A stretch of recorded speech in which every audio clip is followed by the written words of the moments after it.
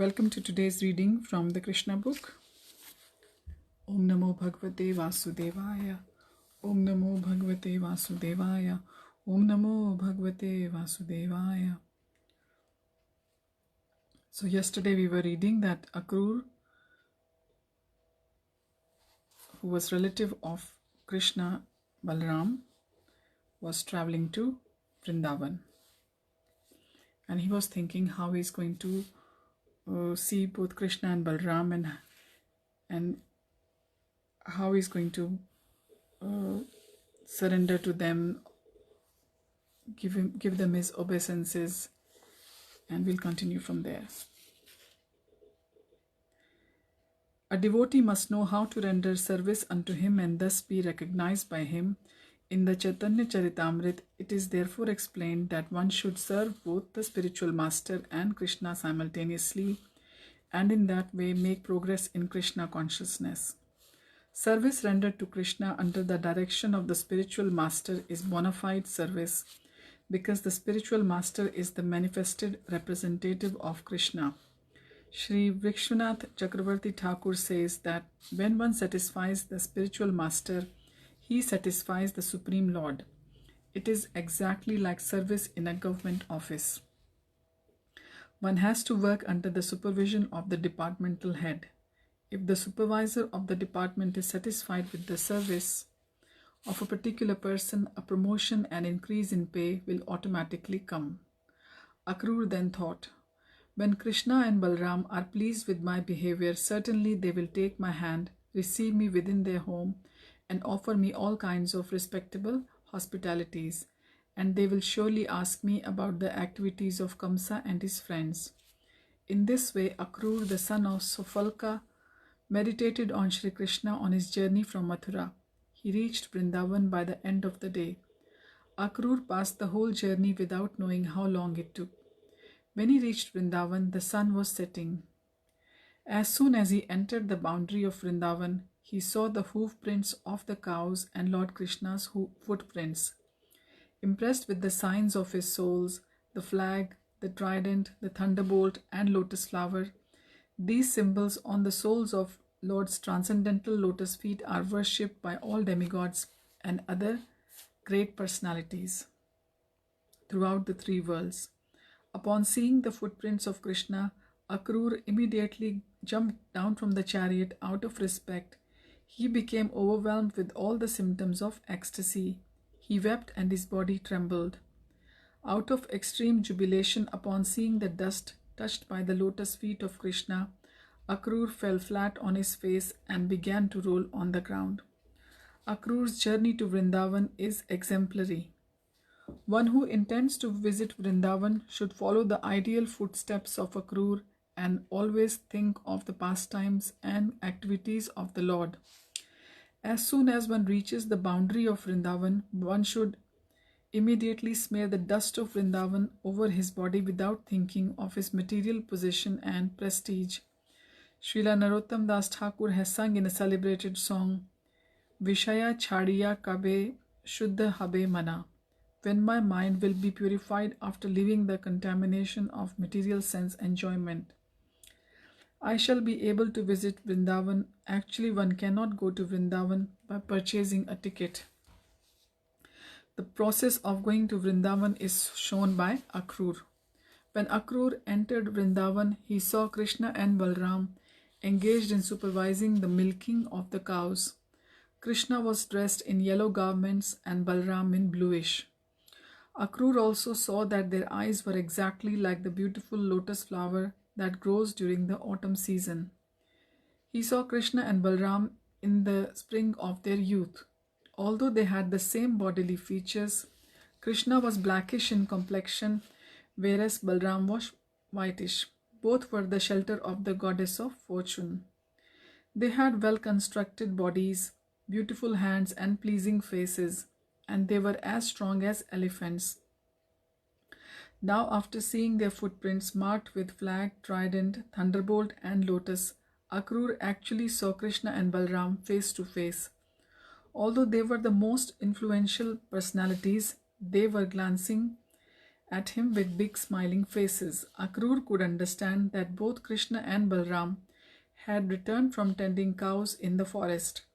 They had taken their baths and were dressed in fresh clothing and garlanded with flowers and with necklaces made of valuable jewels. The bodies were smeared with the pulp of sandalwood. Akrur greatly appreciated the aroma of the flowers and the sandalwood and their bodies' presence.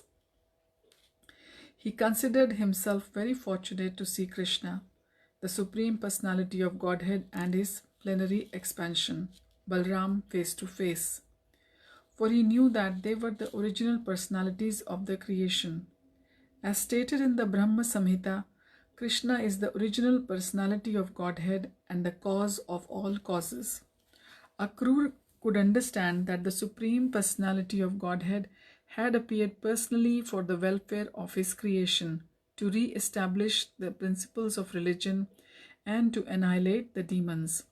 With their bodily effulgence, the brothers were dissipating all the darkness of the world as if they were mountains of sapphire and silver. Without hesitating, Akrur immediately got down from his chariot and fell flat, just like a rod, before Krishna and Balram.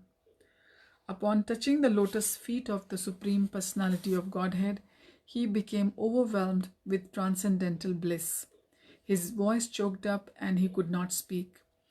Due to his transcendental pleasure, incessant torrents of tears fell from his eyes. He remained stunned in ecstasy, as if devoid of all powers to see and speak. Lord Krishna, who is very kind to his devotees, raised Akrur with his hand and embraced him. It appeared that Lord Krishna was very pleased with Akrur. Balram also embraced Akrur. Taking him by the hand, Krishna and Balram brought him to their sitting room, where they offered him a very nice sitting place and water for washing his feet. They also worshipped him with suitable presentation of honey mixed with other ingredients. When Akrur was thus comfortably seated, Krishna and Balram offered him a cow in charity and then brought very palatable dishes, and Akrur accepted them. When Akrur finished eating, Balram gave him betel nut and spices, as well as pulp of sandalwood, just to make him more pleased and comfortable. The Vedic system of receiving a guest was completely observed by Lord Krishna himself to teach all others how to receive a guest at home. It is a Vedic injunction that even if a guest is an enemy, he should be received so well that he does not apprehend any danger from the host. If the host is a poor man, he should at least offer a straw mat as a sitting place and a glass of water to drink. Krishna and Balram welcomed Akrur in a way just befitting his exalted position. After Akrur was thus properly received and seated, Nanda Maharaj, the foster father of Krishna, said, "My dear Akrur, what shall I inquire from you? I know that you are being protected by Kamsa, who is most cruel and demoniac. His protection is just like the slaughterhouse keeper's protection of animals he will kill in the future. Kamsa is so selfish that he has killed the sons of his own sister, so how can I honestly believe that he is protecting the citizens of Mathura?" The statement is most significant if the political or executive heads of the states are simply interested in themselves. They can never look after the welfare of the citizens. As Nanda Maharaj spoke to Akrur with pleasing words, Akrur forgot all the fatigue of his day's journey from Mathura to Vrindavan. Thus ends the Bhaktivedanta purport of the 38th chapter of Krishna, Akrur's arrival in Vrindavan. Chapter 39, Akrur's return journey and his vision of Vishnu Lok within the Yamuna river. Akrur was warmly received by Lord Krishna and Nanda Maharaj and offered a resting place for the night. In the meantime, the two brothers Balram and Krishna went to take their supper. Akrur sat on his bed and began to reflect that all the desires he had contemplated while coming from Mathura to Vrindavan had been fulfilled. Lord Krishna is the husband of the goddess of fortune. Being pleased with his pure devotee, he can offer whatever the devotee desires, but the pure devotee does not ask anything from Lord for his own personal benefit. After taking their supper, Krishna and Balram came to bid good night to Akrur and asked him how Kamsa was dealing with their friends and relatives. Krishna then inquired into Kamsa's plans. The Supreme Personality of Godhead then informed Akrur that his presence was very welcome. He inquired from him whether all his relatives and friends were well and free from all kinds of ailments. Krishna stated that he was very sorry that his maternal uncle Kamsa was the head of the kingdom. He said that Kamsa was the greatest anomaly in the whole system of government and that they could not expect any welfare for the citizens while he ruled. Then Krishna said, "My father has undergone much tribulation simply from my being his son. For this reason also he has lost many other sons. I think myself so fortunate that you have come as my friend and relative. My dear Uncle Akrur, please tell me the purpose of your coming to Vrindavan." After this inquiry, Akrur who also belonged to the dynasty of Yadu, explained the recent events in Mathura, including Kamsa's attempt to kill Vasudev, the father of Krishna.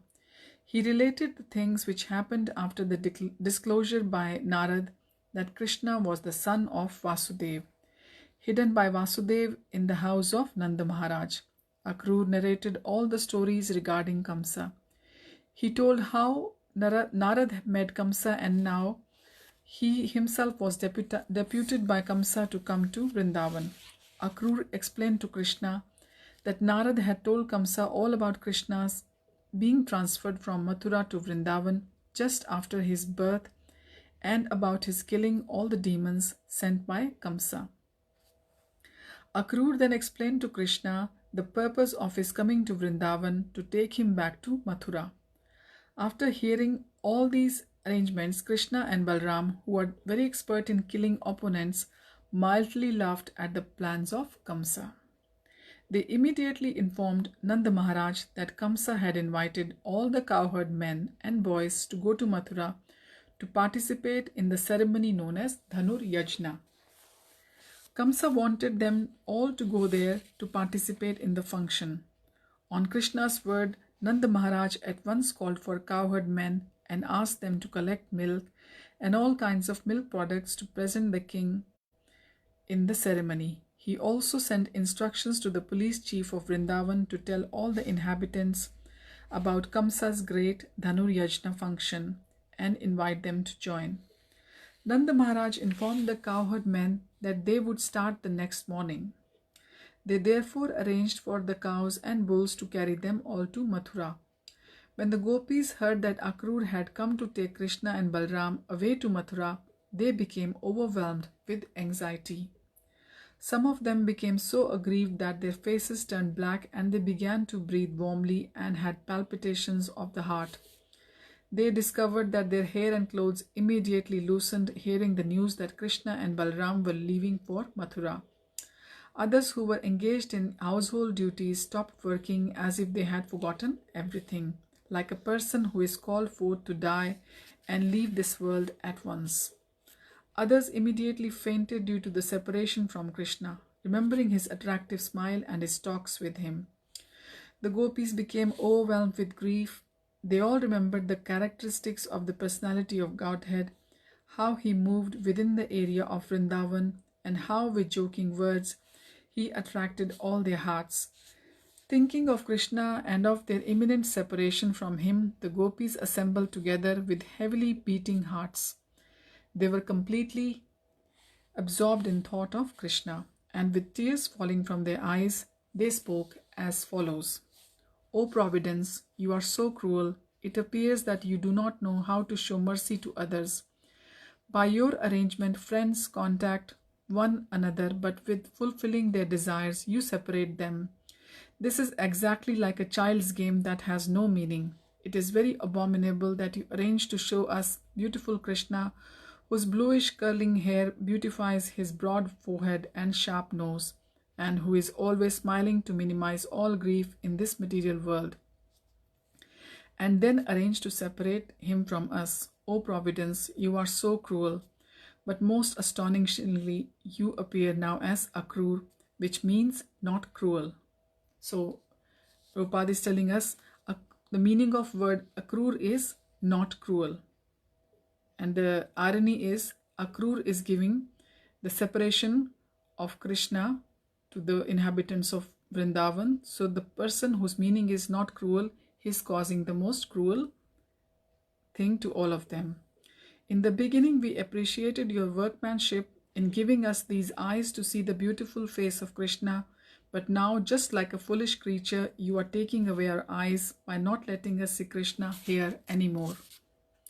Krishna, the son of Nanda Maharaj, is also very cruel. He must always have new friends. He does not like to keep friendship for a long time with anyone.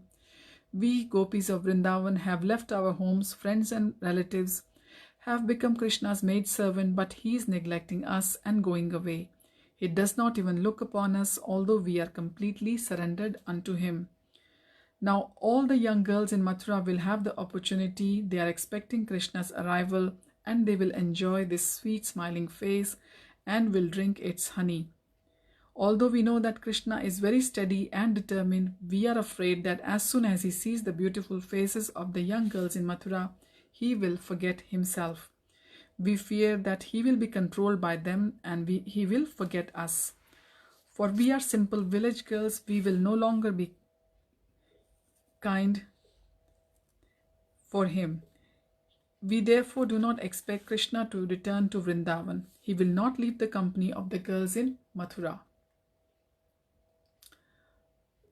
So we will continue from here tomorrow.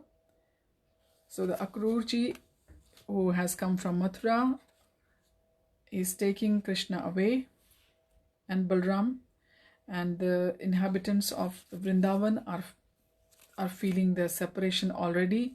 So we will continue from here tomorrow. Thank you, Narayan Keshav Prabhu and Shamita, for watching. Hare Krishna.